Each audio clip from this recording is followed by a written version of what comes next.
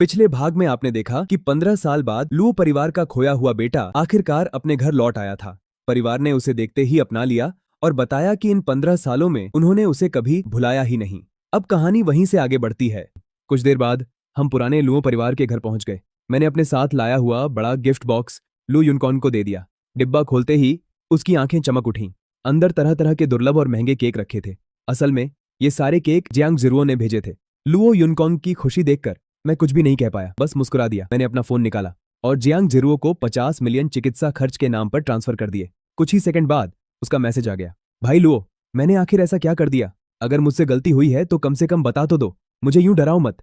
मैं हंस पड़ा। फिर उसे सिर्फ एक मैसेज भेजा, अगर कोई जरूरी काम नहीं है तो कुछ दिन हवेली मत आना, जो खरीदना है खरीद लो, और अगर कोई पूछे तो सारा इल्जाम जियांग यूनिंग पर डाल देना। उधर जियांग जिरुओ यह मैसेज पढ़कर पूरी तरह हैरान रह गई। उसे समझ ही नहीं आया उससे आखिर गलती क्या हुई थी।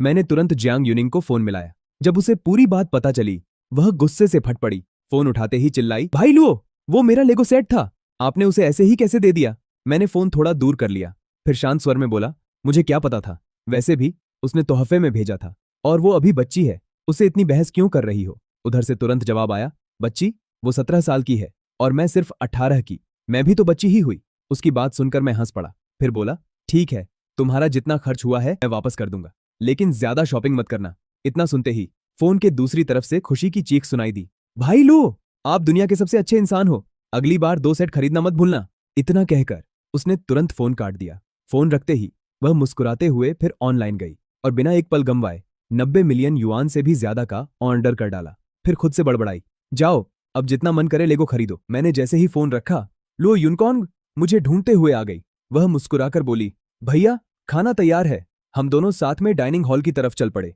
रास्ते में वह कुछ पल चुप रही, फिर धीरे से पूछ बैठी, भैया अभी मैंने आपको किसी बच्चे और उसके इलाज के खर्च की बात करते सुना था, सब ठीक तो है? मैं हल्का सा मुस्कुराया, कुछ नहीं, बस एक दोस्त है जो खुद को बच्चा समझता है, उसी से मजाक कर रहा था। लुओ यूनकॉन्ग ने सिर तो हिला दिया, लेकिन मन ही मन सोचने लगी, कैसा दोस्त है जिसके पास इलाज के पैसे भी नहीं है। रात के खाने के दौरान दादाजी ने मेरी तरफ देखा, श्याओ चेन, घर वापसी की दावत के लिए तुम्हारा क्या विचार है? मैंने बिना सोचे जवाब दिया, जब आप सब ठीक समझें मैं तैयार हूं। दादाजी कुछ देर सोचते रहे, फिर बोले, अगला शनिवार कैसा रहेगा? मैं मुस्कुराया, मेरी तरफ से बिल्कुल ठीक है, बस मैंने पहले कभी ऐसी दावत नहीं रखी, इसलिए बाकी सब आपको संभालना पड़ेगा। दादी तुरंत बोली, तो तय रहा, अगले शनिवार पुराने लुओ परिवार के घर में। उस दिन मेरा पोता सबसे शानदार दिखना चाहिए। पूरा परिवार मुस्कुराते हुए सहमत हो गया। फिर दादाजी ने पूछा, क्या तुम अपने कुछ दोस्तों को भी बुलाना चाहते हो? मैंने मन ही मन कुछ नाम याद किए, फिर कहा, हाँ, बस 5-6 खाली निमंत्रण पत्र दे दीजिए। दादाजी ने सिर हिलाया, कल सुबह तुम्हें मिल जाएंगे। उस रात पूरा परिवार पुराने घर में ही रुका। मैं नहाकर अभी बिस्तर पर लेटा ही था कि गुशिवान का मैसेज आ गया। मेरे चेहरे पर शरारती मुस्कान आ गई। मैंने बिना देर किए उन्हें वीडियो कॉल कर दिया। कॉल तुरंत उठ गई। स्क्रीन पर गुशिवान दिखाई दी।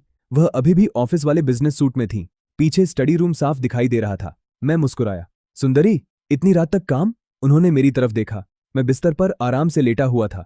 कुछ पल तक वह बिना कुछ बोले मुझे देखती रही, फिर मुस्कुराकर बोली, कल तुम्हारे साथ मिलने का समय निकालना था, इसलिए आज का काम खत्म कर रही हूं। मैं हंस पड़ा, तो मतलब मेरी वजह से ओवरटाइम कर रही हो? उन्होंने धीरे से सिर हिलाया, अगर इससे तुमसे जल्दी मिल पाऊं तो हाँ। मैंने मजाक में कहा, कल डिनर तो तय है ना? वह बोली, मैं खुद तुम्हें लेने आ जाऊं? मैंने तुरंत मना कर दिया, जरूरत नहीं, दोपहर में मेरा थोड़ा काम है, काम खत्म होते ही मैं खुद रेस्टोरेंट पहुंच जाऊंगा। उन्होंने हल्का सा मुंह बना लिया, तो फिर काम खत्म होने के बाद सीधे मेरी कंपनी आ जाना। मैंने हंसते हुए कहा, देखते हैं, अगर जल्दी निपट गया तो जरूर आऊंगा। कुछ सेकंड तक दोनों बस एक दूसरे को देखते रहे, फिर मैंने मुस्कुराकर कहा, अब सो जाओ, उम्र बढ़ रही है, ज्यादा देर तक जागोगी तो गंजी भी हो सकती हो। गुशिवान ने मुझे घूरा। मैं हंस पड़ा, शुभ रात्रि सुंदरी। इतना कहकर मैंने तुरंत कॉल काट दी। उधर गुशिवान काफी देर तक काली स्क्रीन को देखती रहीं, फिर खुद से बुदबुदाई, मैं सिर्फ उससे 6 साल बड़ी हूं, इतनी भी बूढ़ी नहीं हूं। और अपने बालों को छूकर बोली, और मैं बिल्कुल गंजी भी नहीं हूं। ये सोचकर उनके चेहरे पर भी हल्की मुस्कान आ गई।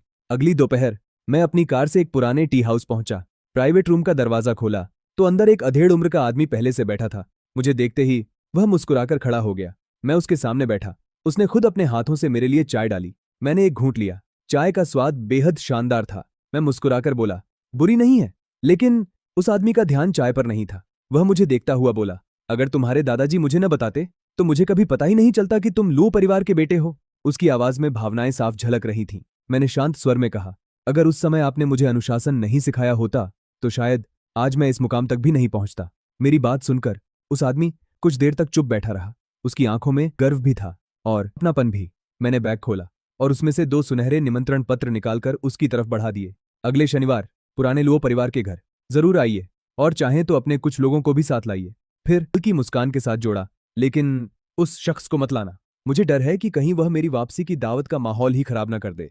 जैसे ही मैं गू ग्रुप की बिल्डिंग में दाखिल हुआ, रिसेप्शन पर बैठी लड़की तुरंत मुस्कुराते हुए मेरे पास आई। यंग मास्टर लुओ, चेयरमैन अभी मीटिंग में हैं। उन्होंने कहा है कि आप आते ही सीधे उनके ऑफिस चले जाइए। मैं थोड़ा हैरान हुआ। तुम मुझे पहचानती हो? वह उत्साह से बोली। बिल्कुल, मैं शी जिंग की बहुत बड़ी फैन हूं। जैसे ही उनका वीवो पोस्ट देखा, मैंने आपको पहचान लिया। फिर झेंपते हुए मुस्कुराई। और आप सच में बहुत हैंडसम हैं। मैं भी हंस पड़ा। धन्यवाद, आप भी बहुत प्यारी हैं। रिसेप्शनिस्ट मुझे एक प्राइवेट लिफ्ट तक छोड़ने आई। कार्ड स्वाइप करते हुए बोली, ये चेयरमैन की निजी लिफ्ट है, सीधे सबसे ऊपर वाले फ्लोर पर जाएगी। मैंने सिर हिलाया। धन्यवाद। लिफ्ट का दरवाजा बंद होते ही वह खुशी से हाथ हिलाने लगी। उधर वर्क ग्रुप में मैसेज भी भेज दिया गया। यंग मास्टर लुओ ऊपर पहुंच चुके हैं। लेकिन लिफ्ट 60वीं मंजिल पर जाने से पहले ही 33वीं मंजिल पर रुक गई। दरवाजा खुला और सामने गुशिवान खड़ी थीं। उन्हें देखकर मैं मुस्कुरा दिया। इतना भी संयोग हो सकता है? उन्होंने बिना कुछ कहे मेरे हाथ से बैग ले लिया। फिर बोली, अभी मीटिंग खत्म हुई है, वरना मैं खुद नीचे तुम्हें लेने आती। मैंने मजाक में कहा, ठीक है, इस बार मान लेता हूं। फिर शरारत से पूछा, लेकिन मुझे यूं ही कंपनी में आने देना? डर नहीं लगता कि मैं तुम्हारे बिजनेस सीक्रेट चुरा लूंगा? गुशिवान मुस्कुराई। लुओ और गु परिवार का कारोबार अलग अलग है। और वह मेरी आंखों में देखते हुए बोली, अगर तुम्हें चाहिए तो मैं खुद दे दूंगी। उनकी बात सुनकर मैं कुछ पल के लिए चुप रह गया। ऑफिस पहुंचकर उन्होंने कहा, बस आधा घंटा, फिर पूरा समय तुम्हारा होगा। मैंने सिर हिलाया। लेकिन अचानक मेरे मन में एक सवाल आया। मैंने उनकी तरफ देखकर पूछा, एक बात बताओ, तुम मुझे आखिर समझती क्या हो? गुशिवान हैरान रह गई। मैंने आगे पूछा, तुम्हारी नजर में मैं लड़का हूं या लड़की, या फिर कुछ बीच का? उन्होंने हंसते हुए मेरी पेशानी पर उंगली रखी। क्या क्या सोचते रहते हो? मैंने गंभीर होकर कहा, सब कहते हैं कि तुम किसी भी आदमी को अपने पास नहीं आने देती, फिर मेरे साथ ऐसा क्यों नहीं है? इस बार गुशिवान कुछ देर तक चुप रहीं, फिर धीरे से बोली, सच कहूं, मुझे भी नहीं पता। लेकिन उन्होंने मेरी तरफ देखते हुए कहा, तुम अलग हो। मैं मुस्कुराया। किस बात में? ज्यादा सुंदर, ज्यादा आकर्षक, या ज्यादा पसंद? गुशिवान की उंगलियां हल्की सी कांपी, लेकिन उन्होंने अपना हाथ नहीं हटाया।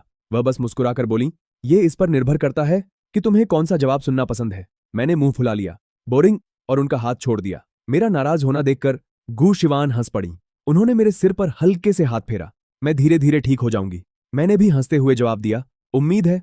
मैं सोफे पर जाकर बैठ गया। सामने टेबल पर सिगरेट और लाइटर रखा था। मैंने एक सिगरेट उठाई, जलाकर होठों में दबा ली। लाइटर की आवाज सुनते ही गुशिवान ने सिर उठाकर मेरी तरफ देखा। धुएं की हल्की परत मेरे चेहरे के चारों ओर तैर रही थी। कुछ पल तक वह बिना पलक झपकाए मुझे देखती रहीं। उनके मन में अचानक एक अजीब सा डर पैदा हुआ। उन्हें लगा मानो मैं किसी भी पल धुएं की तरह उनकी आंखों के सामने से गायब हो जाऊंगा। वह धीरे धीरे चलकर मेरे पास आ बैठी। फिर पूछा, सिगरेट पीना कब सीखा? मैंने धुएं का एक लंबा कश लिया और मुस्कुराकर कहा, जब तुमने पहली बार सिगरेट पी थी। क्या उससे पहले किसी ने तुम्हें ट्रेनिंग दी थी? मेरी बात सुनकर गुशिवान बेबस होकर हंस पड़ी। उन्हें खुद भी हैरानी हो रही थी। पिछले 2 दिनों में उन्होंने जितना हंसा था, उतना शायद पूरे पिछले साल में भी नहीं हंसी थी। गुशिवान चुपचाप मुझे देखती रहीं। उनके मन में एक ही सवाल बार बार उठ रहा था, आखिर असली श्याओचेन कौन है? परिवार के सामने शांत रहने वाला, दुश्मनों के सामने बेरहम, या मेरे सामने शरारती बन जाने वाला? और उससे भी बड़ा सवाल, इन सालों में इस लड़के ने आखिर कितना कुछ अकेले सहा होगा? मैंने अभी आधी ही सिगरेट पी थी कि अचानक गुशिवान ने मेरे हाथ से सिगरेट छीन ली। मैं हैरानी से उसे देखने लगा। वह बिल्कुल शांत चेहरे से बोली, सिगरेट सेहत के लिए हानिकारक होती है। एक पूरी सिगरेट बहुत ज्यादा है, आधी आधी दोनों के लिए ठीक रहेगी। इतना कहकर उसने वही सिगरेट अपने होठों से लगा ली और एक लंबा कश खींच लिया। पहले तो मुझे गुस्सा आया। मुझे किसी का भाषण सुनना बिल्कुल पसंद नहीं था। घर के बड़े भी मुझे टोकने से पहले सोचते थे और ये लड़की मुझे समझा रही थी। लेकिन अगले ही पल मुझे उसकी चाल समझ आ गई। मैं हंस पड़ा। मैडम, अगर आपको मुझे किस करना था तो सीधे बोल देती। ये इनडायरेक्ट किस वाला तरीका क्यों? क्या अभी भी प्राइमरी स्कूल में पढ़ती हो? मेरी बात सुनते ही गुशिवान का चेहरा लाल पड़ गया। मैंने जानबूझकर उसकी तरफ देखा, खासकर उसके छोटे से होठों की तरफ। मेरी लगातार नजरों से वह इतनी असहज हो गई कि सिगरेट उसकी उंगलियों तक जल गई। तभी उसे होश आया और उसने जल्दी से सिगरेट बुझा दी। मैं पहले काम खत्म कर लूं, फिर डिनर के लिए चलते हैं। इतना कहकर वह लगभग भागती हुई अपनी टेबल तक पहुंच गई। उसके लाल कान और गर्दन देखकर मेरी हंसी छूट गई।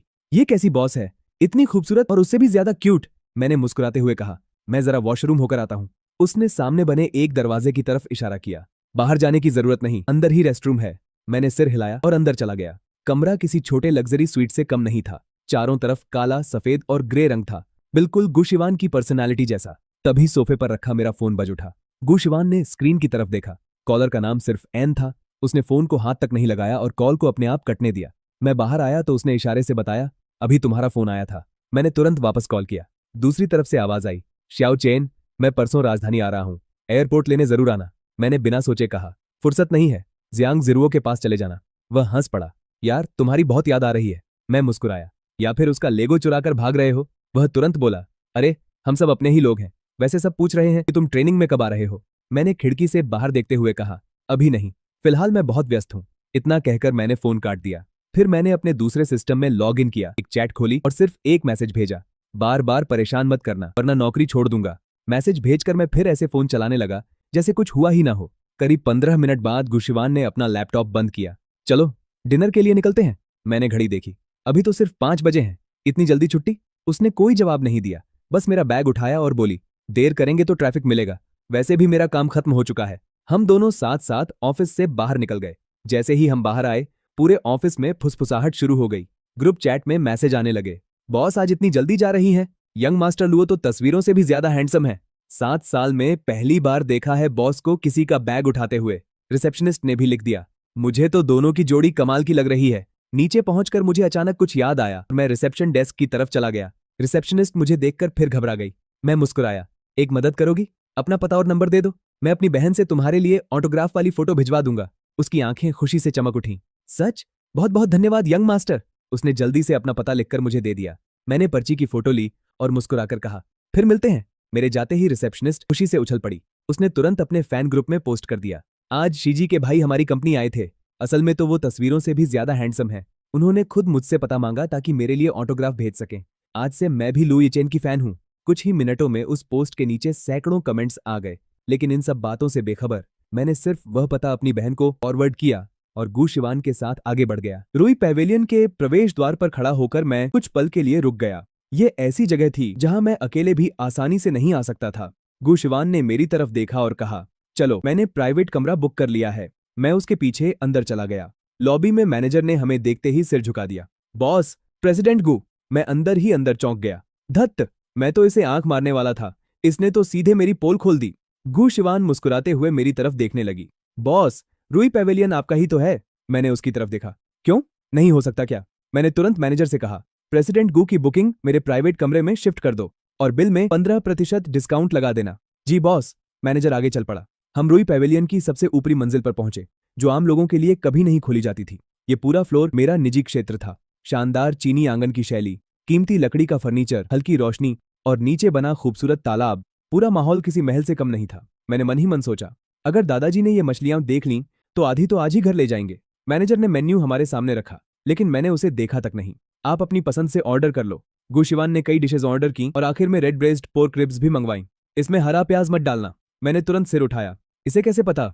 गुशिवान मुस्कुराई, आशु और मैं क्लासमेट थे, स्कूल के दिनों में मैंने उसके बारे में तुमसे जुड़ी बातें सुनी थी। मैंने मुस्कुराते हुए कहा, इतने साल पुरानी बात आज तक याद है? लगता है मैंने बचपन में ही तुम्हारे दिल पर गहरी छाप छोड़ दी थी। गुशिवान पुरानी बातें याद करके हंस पड़ी। मैंने उसे छेड़ते हुए कहा, सुना है बचपन में हमारे दादाजी हमारी शादी करवाना चाहते थे, लेकिन तुम्हारे परिवार ने मना कर दिया था। मैं थोड़ा करीब झुका, अब बचपन वाला हिस्सा हटा देते हैं, सीधे शादी कर लें, क्या कहती हो? गुशिवान ने मेरी आंखों में देखते हुए कहा, अगर यंग मास्टर लुओ सच में तैयार हैं तो मुझे बहुत खुशी होगी। मैं घर जाते ही दादाजी से रिश्ता लेकर आने को कह दूंगी। मैं एक पल के लिए चुप रह गया। आखिर वो अफवाह कौन फैला रहा था कि इसे मर्दों से डर लगता है? मैंने तुरंत संभलते हुए कहा, सपने देखती रहो, मुझे अभी तुम्हें थोड़ा और परखना पड़ेगा। गुशिवान मुस्कुराई, तो मैं अपना बेस्ट परफॉर्मेंस दूंगी। मैंने उम्र का मुद्दा उठाते हुए कहा, लेकिन आप तो मुझसे 7 साल बड़ी हैं। गुशिवान तुरंत बोली, मैं 25 की हूँ, 26 की नहीं। मैंने मुस्कुराकर कहा, अच्छा तो सिर्फ 6 साल का फर्क है, इतना भी बुरा नहीं है। तभी मैनेजर मिठाइयों के साथ अंदर आया। मैंने गुशिवान से पूछा, आपके परिवार में कितने लोग हैं? 3, मम्मी पापा और दादाजी। मैंने मैनेजर से कहा, 4 लोगों के हिसाब से मिठाई के 2 डिब्बे पैक कर देना, मैं साथ ले जाऊंगा। जी बॉस। मैनेजर चला गया। गुशिवान ने मुस्कुराकर कहा, मेरे परिवार की तरफ से धन्यवाद। मैंने हंसते हुए कहा, इसमें धन्यवाद की क्या बात है, 15% डिस्काउंट के बाद भी मुझे फायदा ही हो रहा है। मैंने रिब्स का एक टुकड़ा उठाया, लेकिन फिर भी मेरी माँ के हाथ का खाना सबसे अच्छा है। तभी मेरे सामने सूप का कटोरा रख दिया गया। थोड़ा सूप पी लो। मैंने मुस्कुराकर कहा, थैंक यू ब्यूटीफुल। गुशिवान ने तुरंत पूछा, खुश होते हो तो मुझे ब्यूटीफुल कहते हो और नाराज होते ही प्रेसिडेंट गु। फिर उसने सवाल किया, वैसे क्या तुम अभी यूनिवर्सिटी में पढ़ रहे हो? मैंने सहजता से जवाब दिया, ग्रेजुएट हो चुका हूं।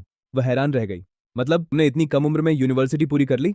मैं मुस्कुराया, यूनिवर्सिटी? मैं तो 16 साल की उम्र में ही PhD पूरी कर चुका था। गुशवान पूरी तरह स्तब्ध रह गई। क्या? मैंने आराम से खाना खाते हुए कहा, यूनिवर्सिटी भी शायद 13 से 14 साल की उम्र में शुरू कर दी थी। गुशवान मुझे देखते रह गई, क्योंकि उसी यूनिवर्सिटी से उसे भी कभी ऑफर मिला था, लेकिन वह वहां जा भी नहीं पाई थी। और अब उसके सामने बैठा यह लड़का 16 साल की उम्र में PhD पूरी कर चुका था। गुशवान ने मेरी तरफ देखकर कहा, मैं तो तुम्हारे साथ ही पढ़ती थी, लेकिन तुम तो मुझसे भी आगे निकल गए। मैं अभी अपनी पढ़ाई पूरी कर रही थी और तुम तब तक PhD कर चुके थे। मैं मन ही मन मुस्कुराया। 3 साल में PhD पूरी करना, सच में मैं काफी तेज था। खाना खत्म होने के बाद मैंने गुशवान को बिल देने ही नहीं दिया। आखिर अगर मैं उसे पैसे देने देता तो शायद हमारी अगली मुलाकात का बहाना ही खत्म हो जाता। वह मुझे लू परिवार के विला के गेट तक छोड़ने आई। गाड़ी रुकने पर उसने पूछा, वापस कैसे जाओगे? मेरी कार से चले जाओ। मैंने सामने बने छोटे से पुल की तरफ इशारा किया।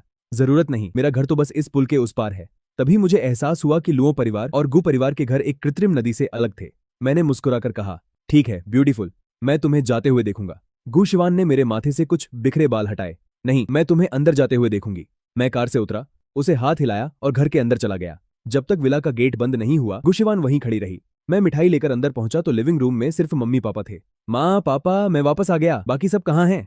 माँ की नजर मेरे हाथ में रखे डिब्बे पर पड़ी। ये क्या लेकर आए हो? मैंने मुस्कुराते हुए डिब्बा खोल दिया। रुई पेवेलियन की मिठाइयाँ। पापा ने लोगो देखते ही पहचान लिया।